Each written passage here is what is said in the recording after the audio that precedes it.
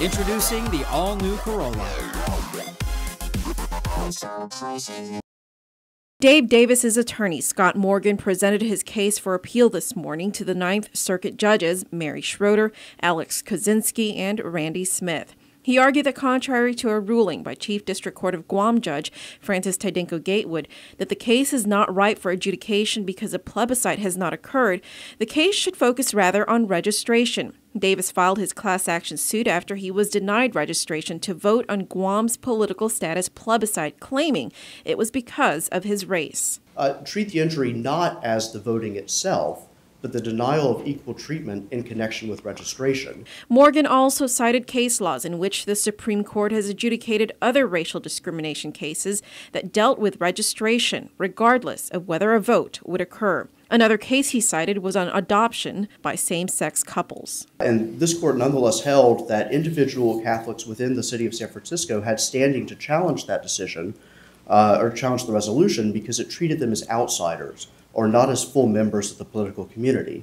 And that's precisely what's going on here, that by being denied the ability to register solely on the basis of his not being a member of what the Guam government calls in its brief a select category of citizens, Mr. Davis is being stigmatized solely on the basis of his race. However, Assistant Attorney General Rob Weinberg, on behalf of the Guam government, maintained that there is a historical context attached to Guam's plebiscite. He pointed out that prior to the adoption of the Organic Act in 1950, the native inhabitants in Guam never had a say on their political status. We'd have to say, well, let's look at this and who are we talking about here? We're talking about a people, and let me get back to Guam in 1949, who never had a vote, who in 1950 Congress unilaterally declared, thou shalt be citizens of the United States. I'm not sure I understand your point at all. You mean they didn't have a consent in becoming a territory or becoming U.S. citizens? This was something granted to them by Congress. Correct. There's never been a territory in the history of the United States where they've gotten to vote. All three judges continued to grill Attorney Weinberg, comparing Guam's plebiscite to that of a whites-only vote. So how is this not like the whites-only primary?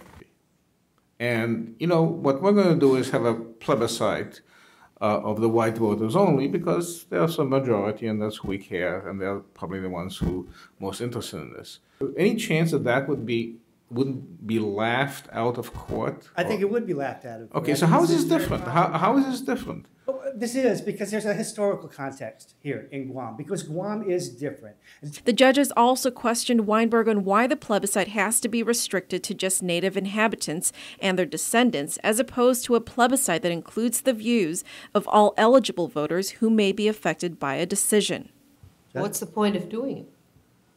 Because it starts the conversation. Why isn't the answer that you gave earlier? If people want to have a conversation, let them go out and converse. They can have their own polls, they can have their own commissions, they can have their own groups, and they can talk to each other. Why does the government have to take sides? Because we don't know what the answer is yet. Because I don't think any better answer than that? Because I don't think it's unconstitutional to ask a question. Right? You don't think it's unconstitutional to say, we'll ask a question of only the white people? What are we looking at? Are we looking at an office? Are we looking at a statement of governmental policy? Or are we just looking at it as a stepping stone to future discussion? And that's the only way you can look at this statute. Okay, let's say it's a stepping stone to future discussion. Okay, so let's say that's what it is.